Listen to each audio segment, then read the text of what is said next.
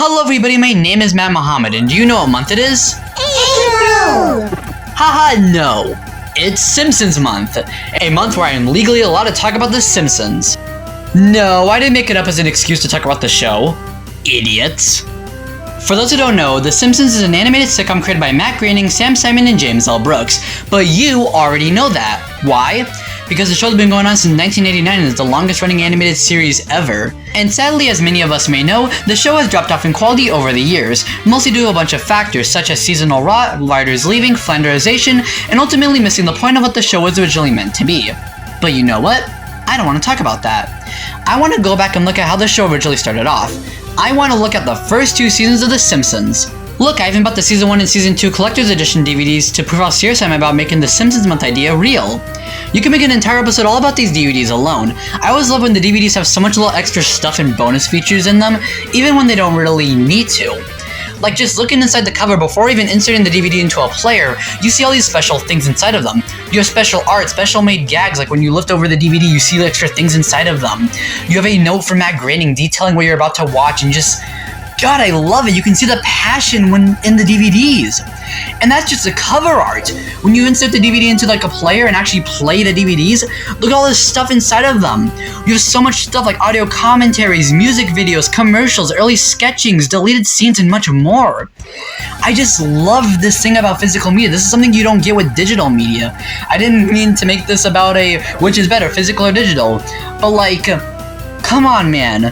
You don't get deleted scenes on frickin' Disney Plus. You get them only here, and that's what makes physical media so good. And yeah, technically speaking, you don't really need these extra stuff. They don't affect the actual episodes. Like this copy of Scooby-Doo Where Are You / The Jetsons that I have, which includes every single episode of the entire show, and then my DVDs of The Simpsons, they're both identically the same. They both contain every single episode of the respective series. But the difference is that Scooby-Doo Where Are You and The Jetsons doesn't have much personality. You open the DVDs and there's just nothing. You just have generic logos, generic backgrounds. There's not really much to them. They just detail which episodes you're gonna be watching and that's it. Not really much special features. Like, what does the Jetsons have?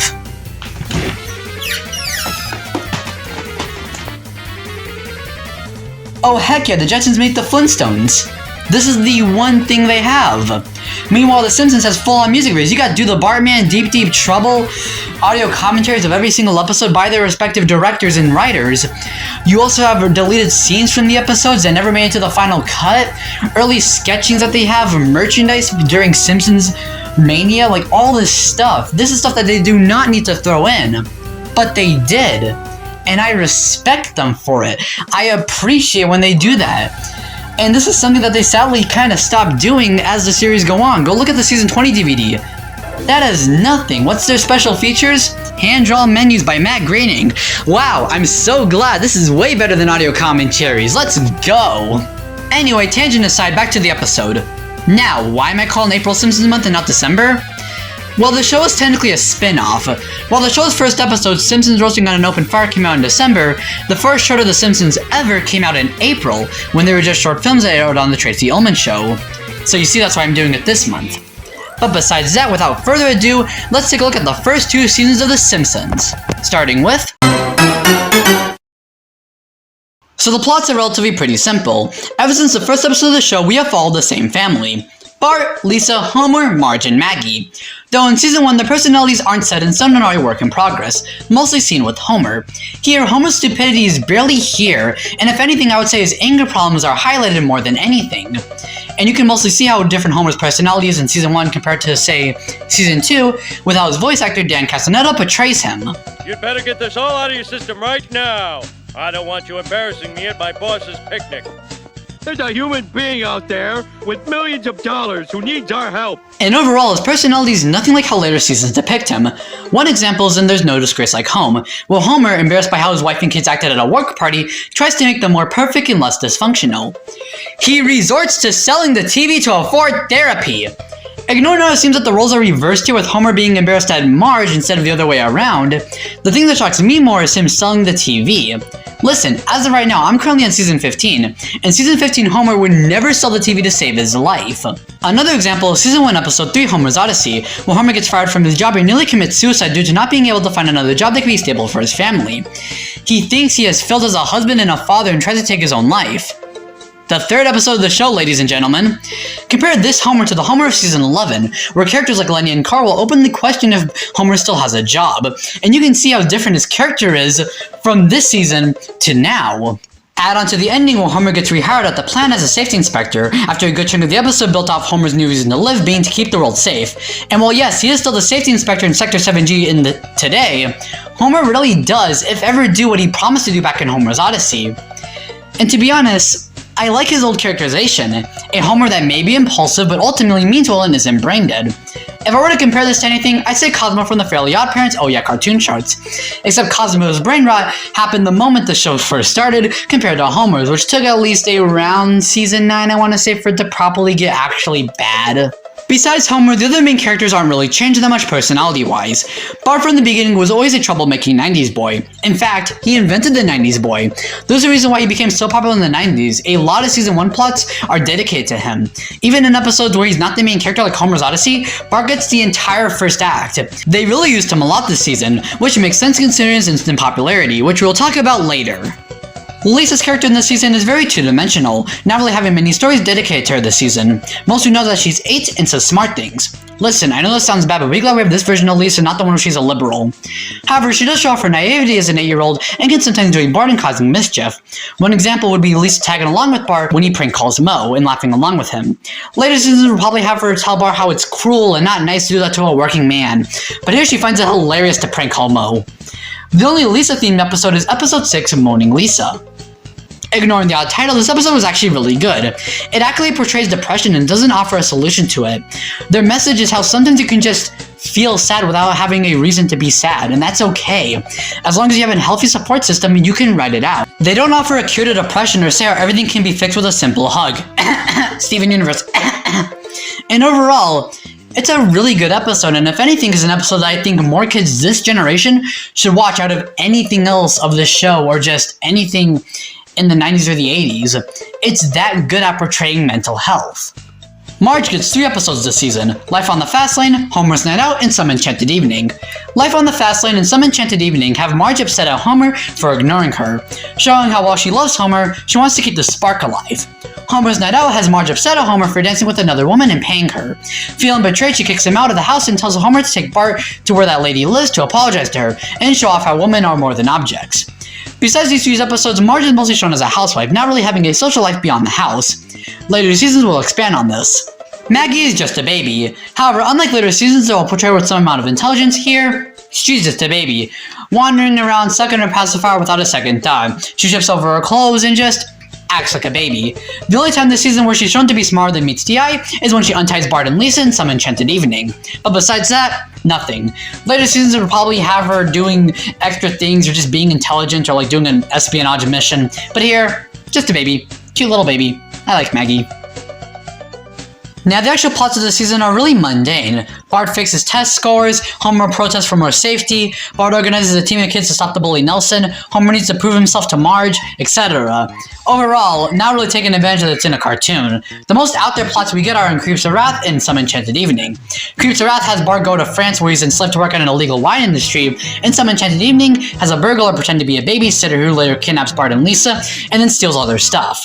But even then, it's not as crazy of a plot idea that you would think the show would tackle, especially in a cartoon. Heck, even Sideshow Bob's first appearance only has him framing Krusty for robbing the Cookie Mart. His murderous tendencies don't pop up until his second appearance, in Season 3, Episode 20, Black Widower. And honestly, I didn't mind this. Besides not taking advantage of it being in a cartoon, I still think that it had a foot grounded in reality helped the show in the long run, helped the show feeling real, something that I think the show would forget as it goes on. The animation in Season 1, is very rough. I think the Telltale is the first episode where you can tell the animators finally finalized character designs and locations. Before that episode, you had work in progress shots for Moe's Tavern, the city of Springfield, and the school. Though for some reason the school's color palette would change and flip-flop between this white and blue color palette to this gold color palette we all know today. And it would continue like this for like 6 seasons. I don't know why it took them so long to finalize that. And you also had character designs like Mr. Smithers, Moe, and Barney, which were clearly rough drafts and would change later on. The animation was also bouncier and more fluid than later seasons would allow, mostly due to the animation being done by Klasky Csupo, the company behind Rugrats and Duckman. And when you look at this, and you look at all this with that knowledge, the sketchy, off-model, slightly fluid animation starts to make sense. However, the show could have also looked way more different, evident by the pilot. The pilot is Some Enchanted Evening, that aired as the 13th and final Season 1 episode. The original draft for the episode had animation that to Matt Groening looked so bad he considered pulling the plug on the entire show if the next episode, Bart the Genius, also looks subpar. And while Bart the Genius had some questionable animation choices, I got times of the animators tracing the Tracy Ullman shorts, it's overall an improvement. To be honest, the animation wasn't even that bad in the pilot. It was a very off-model, but had some charm to it. It was way more fluid and cartoony, and Matt hates when cartoons look like a cartoon.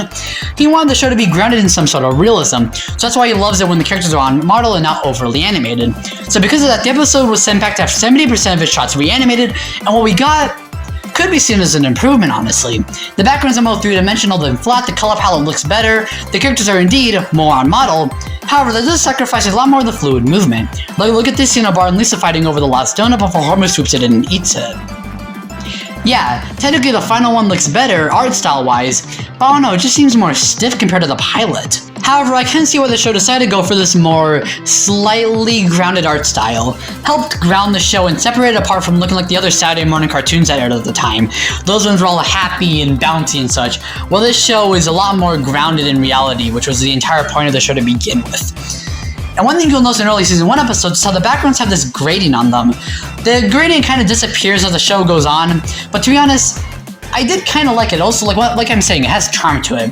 Though, I will agree that the plain colors they used starting in Season 2 look way better. And overall, as a first season, it's pretty good. Though, compared to every other season that comes after it, this one is going to look way more subpar and less good compared to the other ones. Not even Season 1's fault, it's more so the fact that just the show becomes really good, evident by the second season. By the end of Season 1, Simpsons Mania, otherwise known as Bart Mania, was in full force. So much merchandise!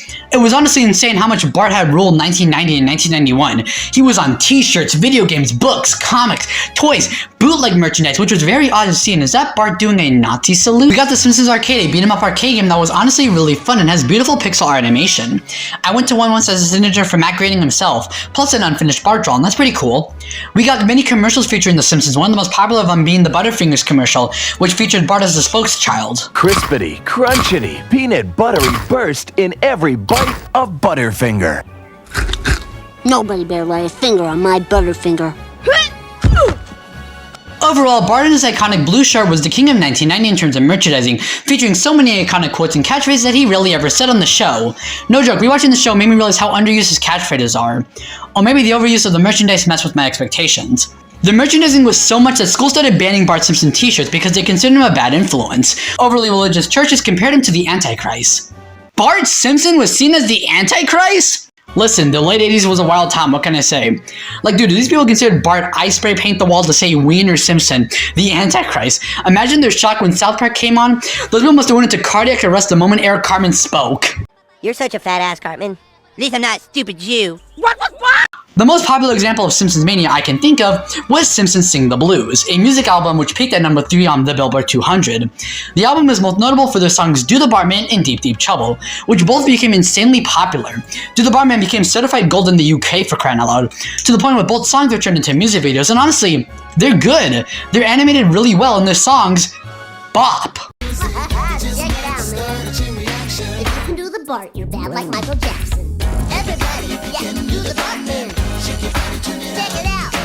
I said I'm real sorry, but that didn't cut it. I started to protest, but Dad said Shut it! Get up! Mow the lawn! Move it on the double! Cause if If you don't, you're in deep, deep trouble. And this is barely scratching the surface on how big Simpsons Mania was, and I think the best way to see how big it is to just go back in time and live during 1990 to really get a scope, because from what I read and research, it seems that I'm only scratching the surface on this other level of mania and just a fad that just wouldn't die for a year. Like, this feels like something that I cannot experience. It's only something where I can only ask people who grew up during that time, where I can properly understand how big it really was. So, with all this knowledge out of the way, let's see what Season 2 has to bring to the table. Season 2 is what many fans consider to be the first really good season of The Simpsons, and I can definitely see that. Here, the characters' personalities are starting to finally set in stone. Homer's voice is starting to sound way more as we remember it, and his personality is starting to dumb down. However, it isn't to the point of no return yet. He still has some common sense, it just so happens that his anger is being lessened in favor of jokes about his intelligence. While Homer had only 4 episodes in Season 1 that you can consider him as the main character, that is doubled in Season 2, with 10 or so episodes having him being the main star. This really is the passing of the torch between Bart and Homer this season, and honestly, yeah, I can definitely see why they chose Homer as the main character after Season 2, and like around Season 3 or so. Because when you look at the episodes this season and last season, you really see how restricted the writers are when choosing Bart as the main character. With Bart, he's really restricted by being a kid, mostly being stuck between his school, his house, maybe a small playground, and small sections of Springfield, while Homer being an adult can have more creative plots outside of just regular Springfield or just outside of certain locations in general. One example is in Season 2 episode 15, where Homer goes to the big city to meet his long-lost brother. That's something that you just can't really do with Bart. You can't really have him go beyond Springfield that much. Ignore the episode where he drives. Later seasons would utilize Homer way more, but I think this season is a good balance of staying grounded in reality, and is a lot more realistic, I want to say, to how The Simpsons kinda was during these 2 seasons. The later seasons will be a lot more absurd of where they'll take Homer. Marge is the star of 2 episodes this season, Itchy and Scratchy and Marge, and Brush with Greatness. The first has her protesting about violence in television, which is honestly a good commentary on censorship and how some people will literally protest to protect the children, when in reality they're just too lazy to watch their own children. And also has Marge learning about how to let things be and not do things if she just doesn't personally like them, which honestly is a really good message. You hear that, Twitter users? If you see someone who has a different opinion from you, ignore it! The latter episode expands on Marge's backstory a bit, showing how she was an inspiring artist who had to give it all up after becoming a mother at such a young age. This is a topic that is mostly brushed aside in the actual show, though it's honestly kind of sad when you really think about it. The idea that Marge had all this entire career built up, all the stuff that she was going to be able to do, but had to give it all up to become a mother at such a young age. And when I say young age, I mean young age. She became a mother, I want to say, like around maybe a few weeks, maybe a few months after graduating from high school. It's honestly kind of sad. Though like I said, this idea is mostly brushed aside to get the plot started and have Marge rediscover her love of art. Though if they ever wanted to bring it back, I mean, they have a good blueprint to do so, and I think it could be a pretty good emotional story. This is the same episode where she draws a naked portrait of Mr. Burns. Bart is the star of 6 episodes this season, though his character doesn't really change that much from Season 1, though I think it doesn't make sense considering he was the most developed character in Season 1, so it makes sense seeing him not really change as much as other characters. Though they do try to challenge his personality and make him grow as a person, even if that ultimately gets reset because of status quo. The best example of this, in my opinion, is the season premiere. Bart gets an F, which has Bart on the verge of repeating the 4th grade if he gets one more F on his test. There are serious stakes on display, and it's really hard not to sympathize for Bart as he forces himself to stay up all night to study for a test. And Bart, despite his best effort, still fails the test. This is a brutally honest depiction of how life can just be unfair sometimes. How you can spend so much time and effort on doing something or trying to be the best at something, and then ultimately, it just leads to nothing, or it just doesn't achieve anything. Though because of that, it makes you feel so much better for Bart when Mrs. Krabappel finally gives him a D-, allowing him to pass the 4th grade just barely.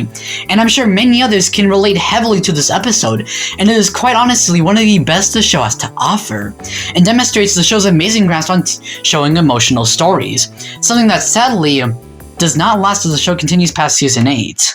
Lisa's the star of the episode Homer vs. Lisa and the Eighth Commandment. In this episode, Lisa deals with a battle for morals, not wanting to watch pirated TV due to stealing being considered a sin. What I like about this episode is that Lisa doesn't become preachy or annoying. Lisa deciding to do a peaceful protest instead of taking matters into her own hands was a great decision in my opinion for this episode. If this was any other cartoon, or even modern Simpsons in general, Lisa would have just got rid of the pirated TV right before the big game, causing Homer to let everyone down. But instead, Lisa decides to just sit outside, ignoring the TV, and let Homer do what he wants. Him deciding to get rid of cable and go outside and stay with Lisa was all his doing and not something he was forced to do, and I like that a lot. It expands upon her character without appearing as an annoying or a preachy brat. Ignore that 5 seasons later they do exactly what I just mentioned. We also get the episode Lisa's Substitute, in which Lisa gets a substitute who she deeply admires, due to loving how he seems as interested in teaching as she is interested in learning, and has the iconic note of, "You are Lisa Simpson." And Maggie is still a baby. There is a joke where Marge leaves her wallet near Maggie and I swear she was gonna pickpocket the money, but instead she rips it up. Like a baby usually would. The plots in Season 2, while still being grounded in realism, do take advantage of it being in a cartoon more often, with trippy fantasy sequences and often the more occasional goofier plot. Like Homer dancing to cheer on a baseball team. Like yeah, it's nothing too serious, I'm pretty sure you can do that in a live action setting, but like, it's dipping its toes to a bit more funny sides of plots, if that makes any sense. Episodes also start having the setup of having the episode start quaint before escalating to its extreme, like in Bart the Daredevil, where what starts as Bart doing some tricks in the front of his house to be a daredevil escalates to Bart trying to jump off the Grand Canyon, with Homer having to stop him before himself going down the ramp and injuring himself heavily. However, it's still mostly grounded in realism. The show won't try more out there plots until Season 3. Season 2 marks the beginning of the first Treehouse of Horror, which when looked at future treehouses seems very quaint in comparison. Since this is Season 2, we only really see the main Simpsons family, with no other characters showing up besides King and Kodos, who will become Treehouse of Horror mainstays in the future. The 3 stories they do attempt do try to be a bit spooky, which is something that future Treehouse of Horror segments will later forgive for some reason. For some reason, the retelling of the story The Raven was super faithful and respectful to the source material, and I don't know why. Like, my 7th grade English teacher played this in class instead of reading the book. That's how faithful the story was. And finally, we have stories that have heart and emotion in them as well. We already mentioned Bart Gets Enough, but we also have episodes like Bart vs. Thanksgiving, The Way We Was, One Fish, Two Fish, Blowfish, Bluefish, Principal Charming, Lisa's Substitute, and more. One Fish, Two Fish, Blowfish, Bluefish I want to spotlight for being unnecessarily dark, with how Homer eats a poison part of a fish and knows that he has 24 hours before he's gonna die. So the episode is focused on Homer doing all the things he wants to do before he was gonna die, and it's honestly really profound.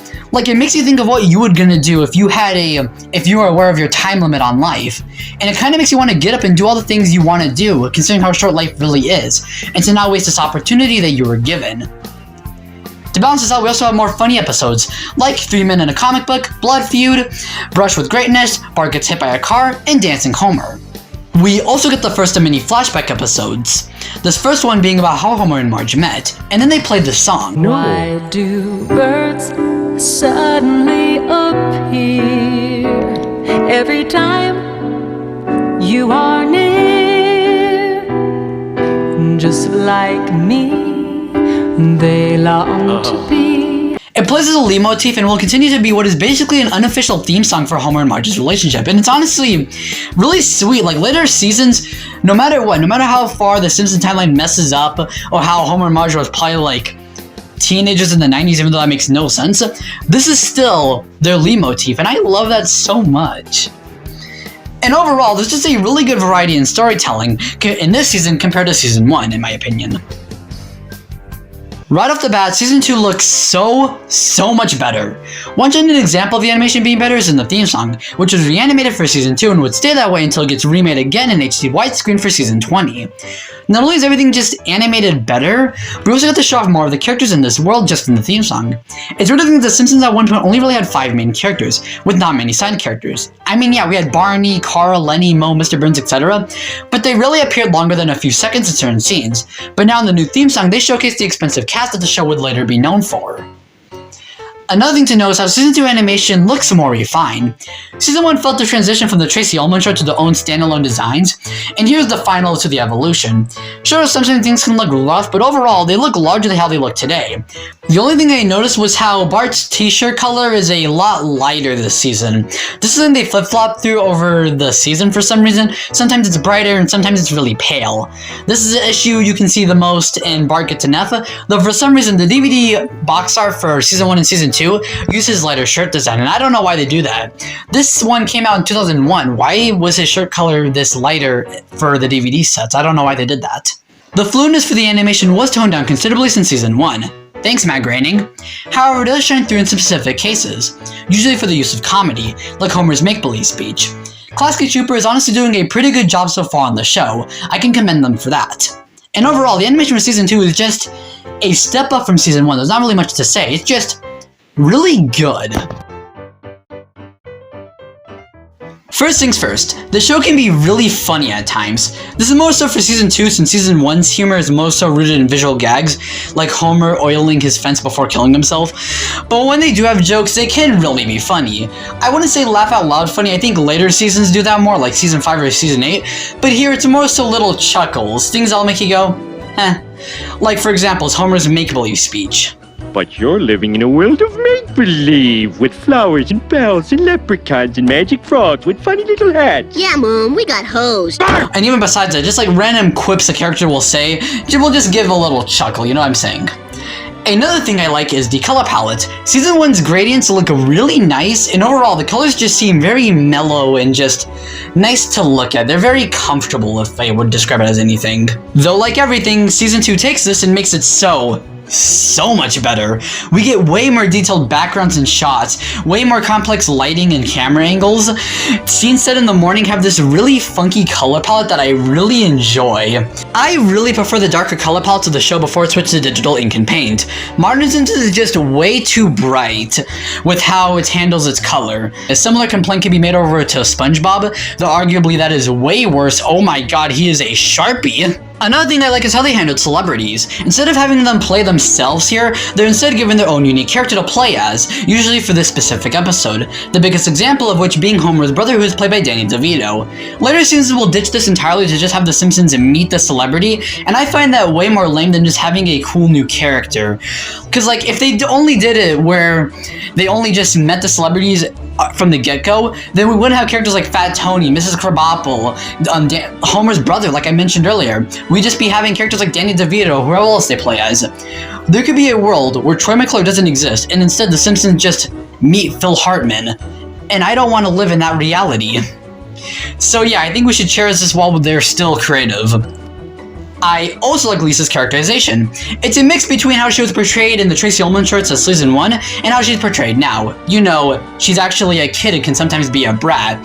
She doesn't always have to be the voice of reason or just the good person in this chaotic family. She doesn't have to be right all the time or like have the best opinions. Sometimes she can just be a kid and sometimes be wrong for once.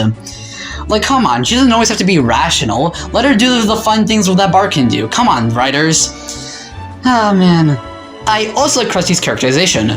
Season 1 to around Season 3 or 4, I want to say, Krusty was portrayed as this cheerful children's entertainer guy. He actually seemed happy in that he liked his job. It didn't seem like he was doing it solely for the money or just because he wanted to make a quick buck. Something that the later seasons would later expand upon by making him more of this greedy, slousy celebrity type. And I don't know, man, I kind of like this version of him more. Like, I just like seeing Krusty all joyful and stuff. I mean, I'm not saying he shouldn't allow to have real emotions. I think one of his better episodes was the one where he met his father, and that one had him being all slousy and stuff. Though I think it kind of made sense for that episode. But I don't know, man, I just find it weird to see Krusty with a cigarette. What can I say? I also like how the show handled its messages. YouTuber The Real Gems called Season 2 the preachiest season ever, and while yeah, I can see that, I don't mind it.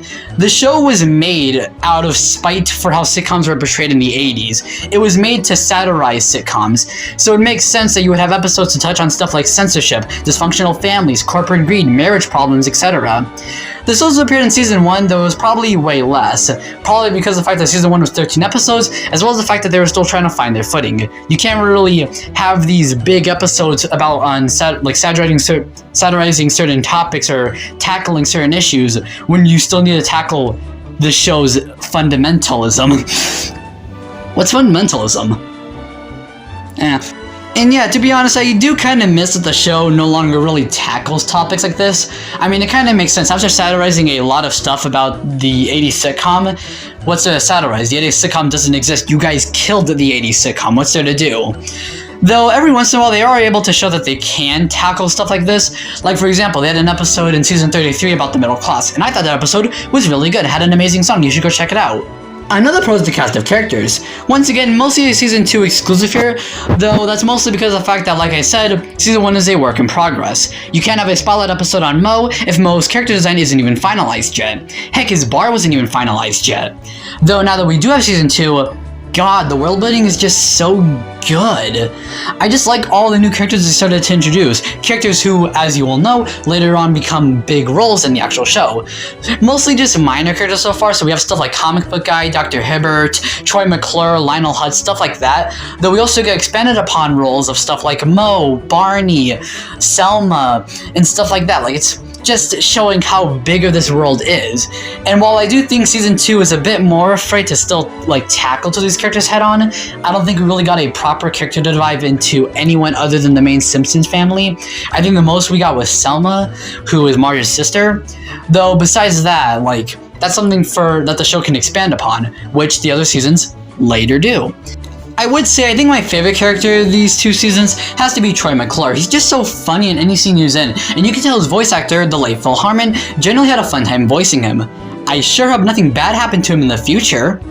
I should probably give at least 1 pro to season 1, or 2 I guess. I like Homer's characterization. Like I mentioned this earlier, but I do like how Homer is characterized in season 1. This is something that they dropped pretty quickly in season 2, though it kind of exists in some forms. I don't know, I just kind of prefer a less stupid Homer, though I could probably do without his anger issues. Though that would have been a cool concept to really come to. Like, No Disgrace Like Home has Homer taking his family to therapy, though because of his ego, he kind of doesn't really think that there's any problems with him. It's more of just him being like, my family sucks, I need to make them better, completely ignoring the fact that he too is a flawed human individual himself. So I don't know, maybe it would have been cool to see them tackle that. Though I'm honestly indifferent to how he's portrayed now. I think I've just gotten, after watching at least 15 seasons of the show, I've just gotten used to this more dumb Homer. Also, another pro I have is the animation. I think the animation is very charming in season 1, though I can understand why season 2 would improve upon it. Like, there was a lot of room for improvement, and I'm guessing that room for improvement meant ditching the fluid animation. Though in some scenes, the animation does become purposely fluid to help elevate a joke, which I do like. And yeah, that's pretty much it.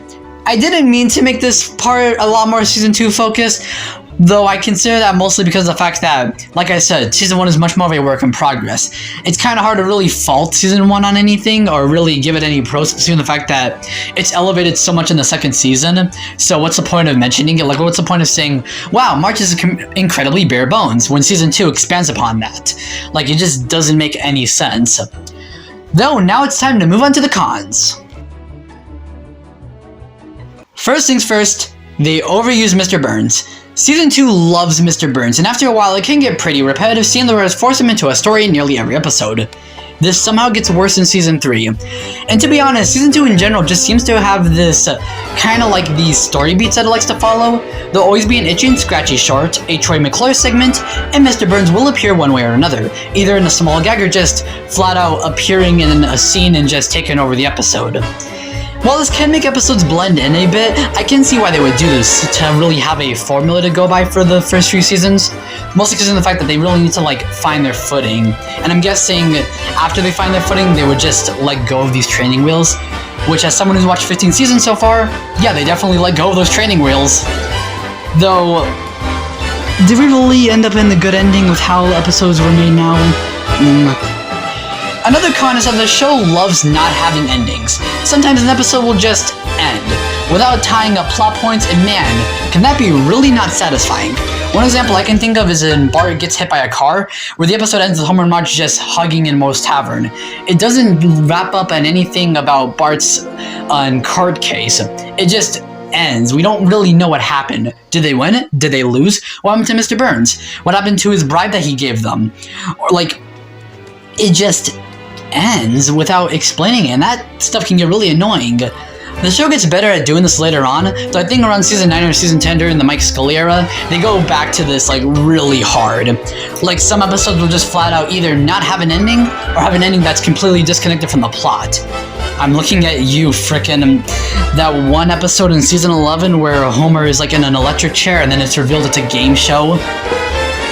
That was a thing. Or how about the one with the alligator? Okay, I'm actually not as mad about this one as some other people are. I just find it really stupid and funny. And that's pretty much it. There's not really much cons to The Simpsons in general, at least for these seasons. It's just really good. I like it a lot. Overall, the first seasons of The Simpsons hold up amazingly well today. More so season 2 than season 1, though I still feel like season 1 has a lot of charm that warrants at least one rewatch.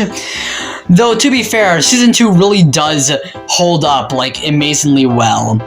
Like, this is the reason why the show became so popular. Season 1 may have, like, hit it first to, like, get it out, to get its foot in the door, but season 2, like, full out destroyed the door. Season 2 walks so season 2 can run. And the crazy thing to think about is that the show hasn't even peaked yet. Up until season 8, the show would produce banger after banger seasons and have iconic moments that are still popular to this day. Then season 9 happened. However, with the track record of 2 seasons per year, that means I won't have to talk about season 9 and season 10 for another 4 years. Whippy! After making a 35-minute episode on 2 seasons of a beloved TV show, I should probably aim my sights lower and much smaller scale for next episode. Ride on the magic school bus. Oh god.